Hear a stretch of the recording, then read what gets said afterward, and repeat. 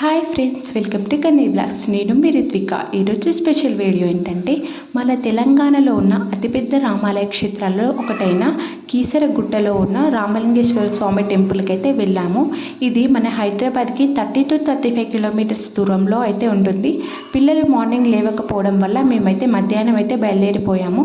Temple అయితే మధ్యాహ్నం 3కి అయితే ఓపెన్ చేశారు. సరిగ్గా మేము ఆ టైంకే వెళ్ళిపోయాము. రష్ అయితే చాలా తక్కువగా ఉంది. అక్కడ వాతావరణం అయితే చాలా ప్రశాంతంగా ఉంది. కొండపైన ఉండడం వల్ల గాలి అయితే చాలా వీస్తుంది. అక్కడ నుంచి ఒక్క క్షణం కూడా మాకు రావాలని అనిపించలేదు. అక్కడే చాలాసేపు టైం అయితే స్పెండ్ చేశాము. ముందుగా ఆ రామలింగేశ్వర స్వామి దర్శించుకున్న తర్వాత ఆ టెంపుల్లోనే విఘ్నేశ్వర స్వామి, భవానీ మాత అయితే ఉంటారు.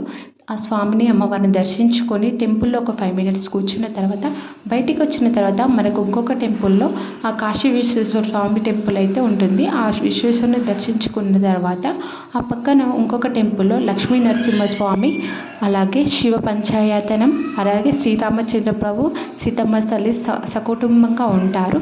తర్వాత మనకి ఆ టెంపుల్లోనే మహంకాళి అమ్మవారు, సరస్వతి అమ్మవారు కూడా ఉంటారు, లక్ష్మీదేవి కూడా ఉంటారు.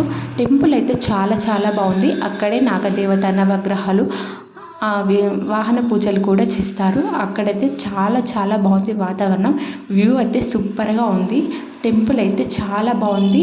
అలాగే మన హనుమయ్య కాశీ నుంచి తీసుకొచ్చి పడేసిన ఆ శివలింగాలు అయితే అక్కడ మనకు పలు చోట్ల దర్శనమిస్తాయి. Thank you.